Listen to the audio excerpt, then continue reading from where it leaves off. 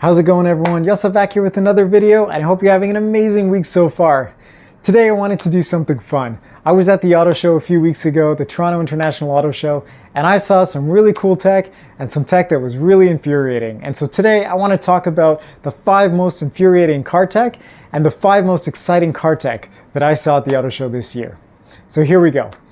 First of all, I wanted to start off with the 5 most infuriating car tech. And the first one that I found to be really interesting and kind of crazy is door handles. Now, you're probably saying, Yosef, that's not really car tech, but you know what? When you find 6 or 7 different ways of doing a door handle, that becomes new technology. And it's kind of crazy because every car manufacturer now, at least on the electric side, seems to be coming up with their own different version of how to do a door handle. I don't know what was so bad with the ones before that we used to have, but I understand with efficiency they're trying to make the body of the car more streamlined, and so now you've got things that are more integrated into the body that kind of pop out, different versions of that. You've got buttons and poppers and sensors and all this crazy stuff. But the problem is, and the reason why I find this so infuriating is, what are the odds that that's always going to work? Now, hear me out. I live in Canada, it's cold here, we have winter, and it tends to snow and get icy and all of that.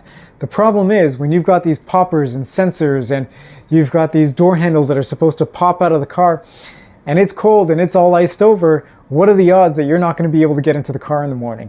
And that to me is really frustrating, and I think car companies need to think a little bit more about that and how they're going to deal with the crazy climates around the world, and is that going to work in all of those situations? So door handles, I'm going to put on the list as infuriating car tech because I don't want to be stranded with my Tesla or with my Aston Martin or with my whatever car it is that has those interesting door handles that are sort of flush with the car and pop out in a different way. I don't want to be stuck with that. Number 2, every car nowadays seems to have a different gear selector. Now, we started off many years ago with a manual transmission that was either connected to the steering column or on the ground with the big lever, and that allowed you to shift into whatever gear you wanted to be in. And then we moved into automatic transmission, and you have these other gear levers that put you into park, reverse, neutral, drive, and so on. And those were always sort of in the middle of the car and took up a lot of space. And so car manufacturers realized we don't have to do this anymore. We can open up all of that space for storage and make it feel a little bit more open and exciting. And so they moved those gear levers to all these new and interesting different types of solutions. Some of them are buttons, some of them are dials that you move, some of them are swipe on the screen experiences. And so there are a lot of different ways that you can put cars into reverse, park, neutral, and drive. But the challenge with that is, not only is it complicated for everybody trying to get into their cars and trying to figure out how to use it if you borrow it or rent a car or you get in a new car, but the other challenge is something could fall on that button or that knob. You may not realize that you actually put it into reverse or drive and you're not paying attention to the screen. And sometimes if you're using a Tesla, for example, now with the new swipe technology that they have in there, you may not realize that you're actually in drive or reverse, and that could cause some challenges. So I think companies should just streamline this a little bit. I know it's cool to be creative and have all these new innovative ways of doing things, but it was really great when everybody was doing it the same. There was no question when you got into a car to figure out whether you're in reverse, park, neutral, drive, and so on. So that's the second one. The third most infuriating car tech is power folding rear seats. Now, I know this sounds like, Yosef, you're crazy. People are paying all this money for cars, you want all the luxury, and why should you have to put the seats down by yourself when you can press a button to do it for you? Well, here's why. I don't know if you've ever been in a car that has power folding seats in the back, but they take forever to go down and they take forever to come back up. And if you've got kids that need to get into the car and you're waiting for that seat to move forward and fold down, or you've got groceries and you need to fold down that third row of seats and you're waiting to hold down that button for that seat to go down or come back up if you need that extra seat in a pinch, it takes forever and it's very time consuming. And what was wrong with the lever that you used to pull before on the side of the car, or that button that you pressed and they just fell? Or what happened to that strap that you pulled and it went down in less than a second? Those are things that I find to be really infuriating. It's engineering for the sake of engineering, and I know it sounds great on a spec sheet, but in reality, it is really frustrating and sometimes difficult to use. The fourth most infuriating car tech that I find is touch everything. If you've been in a modern car nowadays, you realize that a lot of the features of the car have to be navigated through or used in the touch screen that's available for you. And a lot of cars, if they don't have it in the touchscreen, have these little touch sensitive buttons that you kind of tap, and that allows you to either change the volume or go to different settings or use the climate controls.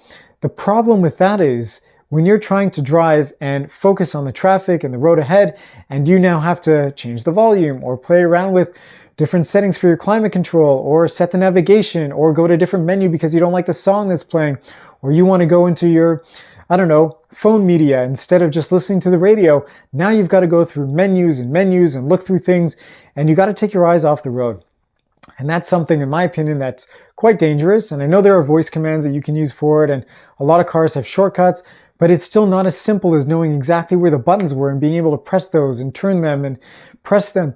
And it allows you before to be able to keep your eyes on the road and sort of feel around and know what you're doing. And it takes me back to the days of when I used to have a BlackBerry phone, and for those of you born after the 2000s, you probably don't know what that is, but BlackBerries used to be really popular, and they had these really great keyboards that allowed you to text and send emails and do all these great things without actually having to look at the phone. It was like using that QWERTY keyboard that you have on your laptop and your cell phone now, but with physical buttons, so you knew where everything was all the time. And that was great. And then the iPhone came around and everything was touch. And so you had to sort of rewire your brain to know exactly precisely where you're touching so that you can hit the right button without knowing exactly where the boundaries for the button were. And a lot of people got used to that, but it's only something that you still have to get used to when you're looking at. And when you're driving a car, you should be focused on driving and not looking at the buttons that you're pressing on the screens. And that to me is a bit of a dangerous act. So touch sensitive everything or having everything touch through the center display, it's a bit of a no-go for me. The fifth most infuriating car tech is rear view cameras. Now, I'm not talking about the ones when you back up and you put the car in reverse and you get a camera that shows you the feed on the screen. I'm talking about instead of having a rear view mirror in the middle of the car, now they've got those as cameras. Now, they're not super popular on every car yet, but they're making their way through. And a lot of people say they're great because sometimes you've got a lot of things that are in your way, headrests, kids, stuff in the trunk, you have really poor visibility out of your rear view window, and those cameras really help when you're trying to navigate traffic. You get a clear, unobstructed view. The problem is when you're driving at night, what happens is any car with their lights on or any other light that's out there sort of blows out the camera. And so what you end up seeing is a big blob, and it doesn't help when it's raining or it's foggy or you've got dirt on there, and that's just another camera that you have to clean and make sure that you can use effectively. And when you're using that full time instead of a mirror, that can cause some challenges. I love looking out of my rearview mirror. I like to see who's behind me at all times, especially when I'm changing lanes. And it's a really good reason to have a mirror instead of a camera that could malfunction and not work properly or be obstructed by dirt or water or anything else or lights. So car tech has not come to a place yet where I think those cameras are super effective. And it's really nice if you are getting a car that has that, as long as they have the mirror that can also function as a screen and use that camera, then you're all set and ready to go. But if you don't have that and it's a dedicated camera screen, then that's something that maybe you should think about before you get that car. All right, enough of the bad stuff. Now let's focus on the really cool tech. And the first one that I want to cover is power liftgate sensors. Now this is really cool because we've had power liftgates for a long time now, but for the longest time you've had to press a button to open it up. And so it's really nice that obviously it goes up by itself and you don't have to pull it up, but that to me was not the frustration. The frustration is when you're carrying a bunch of groceries or you've got your kids in your hands and you're multitasking, you're doing a whole bunch of stuff and you want to open up the trunk, you still have to press a button. And so yes, you can put things down for a second, it goes up, you lift everything up and go back in. But it's really cool now that they've got all these sensors around the cars where you can wave your foot under the car and it opens up automatically, or just being close to the car allows it to open up. And that makes life so much easier because now you don't have to put things down. That to me is really engineering for the better. It's taking something that was a really cool idea and it's perfecting it. It's allowing us to use it now in a much more efficient way. And so that's a really cool thing. And if you've got a car that has those power opening doors, if you're lucky enough to have a Tesla that does that, or you've got a Rolls Royce, or you've got some other car that has those really cool features, they have sensors in the doors that also allow it to make sure that if there's something around you that it might hit, it will stop and it won't open up. and smack the door into something else that's around you, whether it's a pole, a person, a car, or something else. And so that technology is also in the power lift gates, where you can set different settings so that it won't go and hit your garage or whatever is hanging a little bit lower when you go into an underground somewhere. So that's a really cool piece of technology. The next one is connectivity. Now, this has its drawbacks too, and there will be a lot of people out there that'll say connectivity is not a good thing because you're always surrounded by technology. You're always surrounded by your phone and your instant messaging and Facebook and Instagram and Twitter and X or whatever you want to call it. There's all these really great things that are now at your fingertips, and wouldn't it be great to have a moment of silence when you're in your car? And I agree, I think it would be great, but we live in an age or a society where everybody likes to be connected, and so that's not going to happen. We're not going to be able to take that away and move backwards. But if there's a way that we can integrate it in a more safe environment, I am all for it. And so now we've got Apple CarPlay and Android Auto that allows you to use all the different apps that you've got on your phones now with your car, and you don't have to have those messy wires hanging around. That is a really cool integration of technology, and allows you to do a lot of great things like set destinations for your navigation. It allows you to call people and text people back and do all these really great things, so you don't have to go and press those buttons and try to figure out what it is that you're trying to do and how to make it work. You can keep your eyes on the road and your hands on the steering wheel, and you can still get away with doing all of that stuff. So wireless connectivity with your phone and your car, to me, is a phenomenal thing, and it really helps save a lot of time and energy and allows you to be more effective when you're driving and also get stuff done. All right, the third thing is safety technology. Now, this is a big topic and it covers a lot of different things, but in general, I think safety tech has come a long way over the last decade and even the last couple decades, and it's really cool to see how far it's come. We've got all these great blind spot monitoring systems, we've got lane keep assist, we've got collision mitigation, we've got rear cross traffic alert, we've got all these really great things that allow us now to be safer drivers. And the reason why I think it's so helpful is, let's be honest, a lot of people are not fully engaged when they're driving. They're not always paying attention. Sometimes we're tired, sometimes we're just in a daze, or we've got other things on our mind and we're not focusing completely on what's going on in front of us. And our cars do a lot of the driving for us already. We're in automatic cars for the most part. And so when we're driving, we're not doing a whole lot anyways. And so it's easy to get distracted and not pay attention to what's going on. And so this new safety tech allows us to be a little bit safer if we just weren't paying attention for that moment and we were about to hit something. And so I think having that safety tech is really great. It is infuriating sometimes when it's too intrusive and it doesn't allow you to do things that you want to do, but for the most part, I think it really does prevent accidents, and it helps keep you a little bit more alert when you're not always paying attention. And there is another really cool thing that's part of the safety tech that is sort of my next cool tech, which is cameras. All the safety tech in cars now uses radars and uses a lot of cameras, and so it's really valuable when you're driving your car and parking and trying to steer and navigate.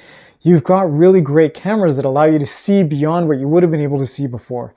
Back in the day when I was driving cars and learning how to drive for the first time, you always had to get these visual cues to figure out where you were and how close you were to things, and it was a guess. It's not perfect, and so sometimes you mess up and sometimes you hit things, and that's a problem.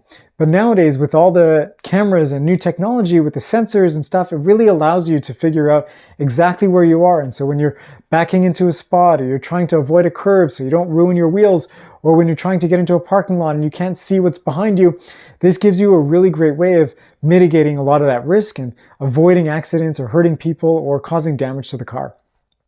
So the new camera tech is really awesome. I believe it's a phenomenal thing. You should always still use your own judgment and use your eyes outside of the cameras, but it's a really great thing to have. And a lot of cars nowadays also have these blind spot cameras that come on when you put the turn signal on that allow you to see your blind spot. And I think that is a really cool integration of technology. And it does truly help people that are changing lanes and are not always good at moving their head and looking over their shoulders. This now allows you to have great visibility around you at all times, and it makes sure that you're not going to hit anything a couple lanes over. So technology, when it comes to the cameras, is a really another cool piece of tech that I think is only going to get better and better as time goes on. Now, the last cool technology that I think is really exciting and interesting is the customizability of cars. Nowadays, when you get into a car, you've got all these great settings for your seats. Some cars have massage settings, some cars have ambient lighting, You've got different suspension settings, you've got engine settings, you've got transmission settings, you've got all these different settings for your car that allow you to get in and drive the car the way that you want it.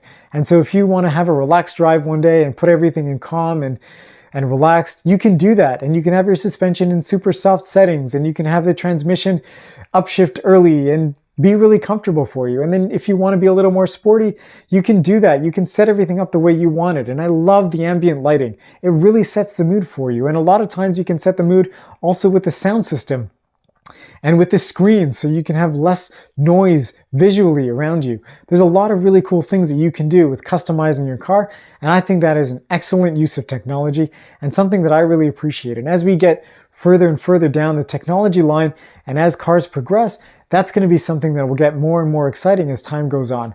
So customizability is another really cool thing that I think is one of the great technologies that keeps evolving and allowing us to have better experiences with our vehicles. Anyways, that's everything I've got for you today. I hope you found this interesting and insightful. When you go shopping for a car, take a look for some of those really cool features. Take a look for some of those things that may not be as great, and it'll help you decide whether it's something that you want to get or not. I really enjoyed making this video, and it was really fun going to the auto show to see all of this tech, and I hope you've enjoyed it, and I hope you have a fantastic rest of your week. Thank you so much, and we'll see you in the next one.